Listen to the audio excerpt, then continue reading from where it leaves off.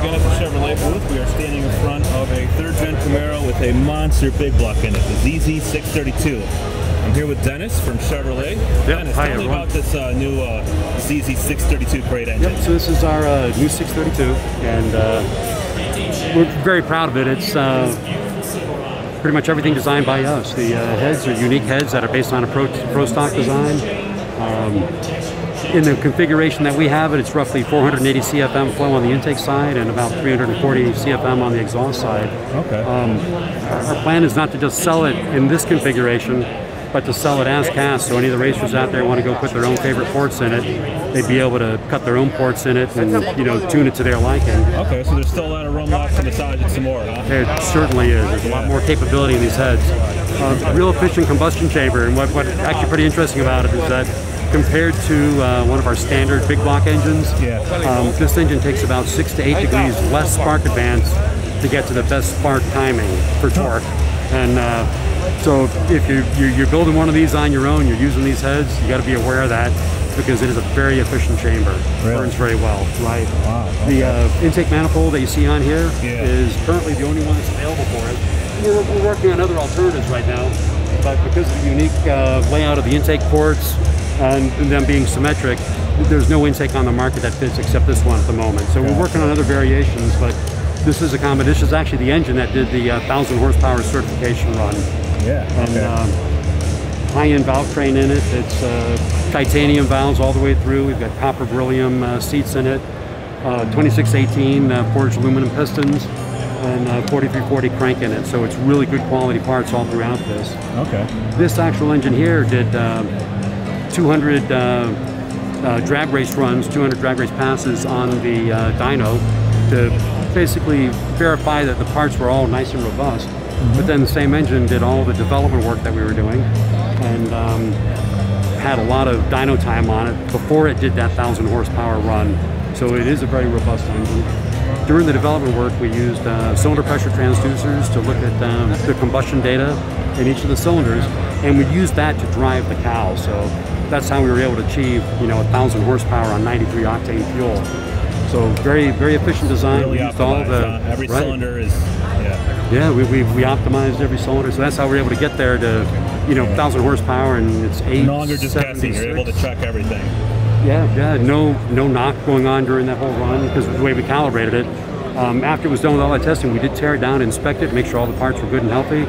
One thing we did was slap a new set of bearings in it and delivered it to Hoonigan. So this engine has got quite a history behind it, and certified to make over 1,000 horsepower. But very cool. It's got a big cam in it, but it idles pretty nicely at 1,050 RPM. Man, I'd love to hear that thing. Never heard 1,000 horsepower naturally aspirated on pump gas.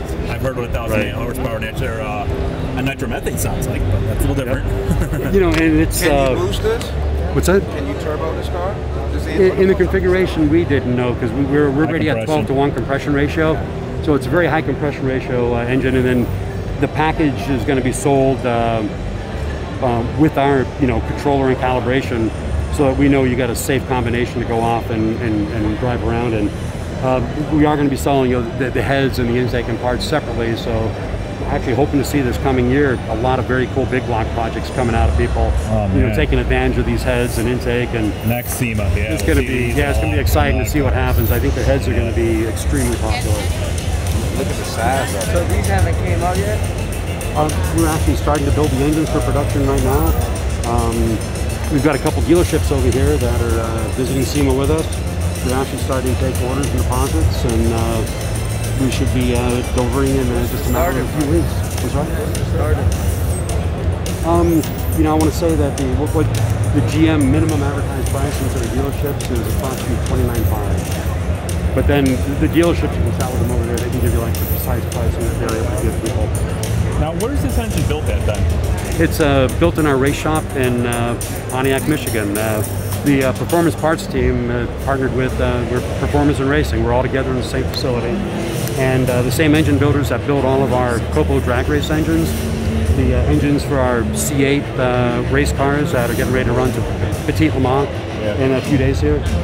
Those same engine builders that do all of our race engines are going to be building these for production. Every crate engine will actually get the builder's name on it, and we're going to hot run every one of these to verify that it's a good, healthy engine prior to making delivery. So good quality all the way around on this thing. All the machining is done by us. It's our intake and head design, and all the parts are actually machined on our own 5-axis CNC machines in-house. Now, in the future, will there be an option just to buy the block by itself, or will you always have to buy it as a complete package? Like you know, the engine block is basically our tall deck sportsman block. So nothing unique about it. Oh, yeah? It's actually the same block that we sell today on the 572 crate engine. Okay. And it's readily available. If somebody wanted to buy one today, they could buy it and actually start piecing together all the parts to build their own. Yeah, so the 572 is the same external dimension, the block anyhow. Right. How'd you get the extra displacement then? Is it board stroked or? Yeah, it's running a 4 3/4 inch stroke on it. And I want to say it's a 4/600 bore that we've got on this thing to get it up to the 632 cubic inches. Yeah. So there is enough meat in that tall deck block to go out that large. How to modify the oil pan just a little bit for the longer stroke, of course. But pretty easy to put the package together. But like I said, you know, premium parts and great workmanship. A lot of reliance on a lot of the tools that are used also for development of production engines, CFD, a lot of our cam development tools. Ron Sperry, who's been with GM Racing for about 50 years, he actually designed these heads before retiring from us just a couple months ago, and he's here at the show walking around. Oh yeah? Okay. But these are designed by Ron Sperry based on a pro stock design, and yeah, very unique, something we're very proud of, and yeah, I think it's going to generate a lot of interest with a lot of the engine builders. Oh, okay. So I know that you obviously know a lot more about the engine than the car. What transmission is it bolted up to though right now? You know, the folks from Hoonigan put a Jericho 4-speed in it. Oh, okay. Right, and I'm not sure which rear end it is. I didn't even take a look yet, but I'm going to guess it's probably some variant of a 9-inch rear in it. But yeah, it's got a Jericho 4-speed in it right now. And this vehicle, was this used as a test bed then for this project? This was a engineering development car for other big blocks that we did. Oh, okay. An upgrade engine package. And actually had a 427 in it when we delivered it to Hoonigan. We gave it to those guys to do the work. So a lot of us are still attached to it because it was one of our development cars for so many years. But yeah, I think we're all pretty excited to see what they did with it. Yeah. Yeah, kind of a very, very cool build, and we're looking forward to seeing them drive it around and have some fun with it. I think it turned out awesome. Yeah, well, what you're seeing, I always appreciated that car, and I love the future of electric technology, but I don't know, I think that some things are just that's left untouched. I like that in its previous, you know.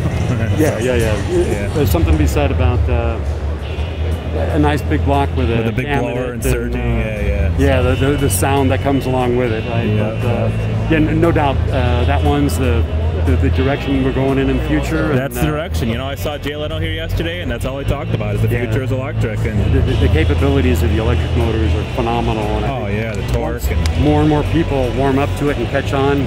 We'll be seeing a lot of very cool hot rod builds and vehicle builds going on, no doubt. Thank you for your time, Dennis. Thank you very much.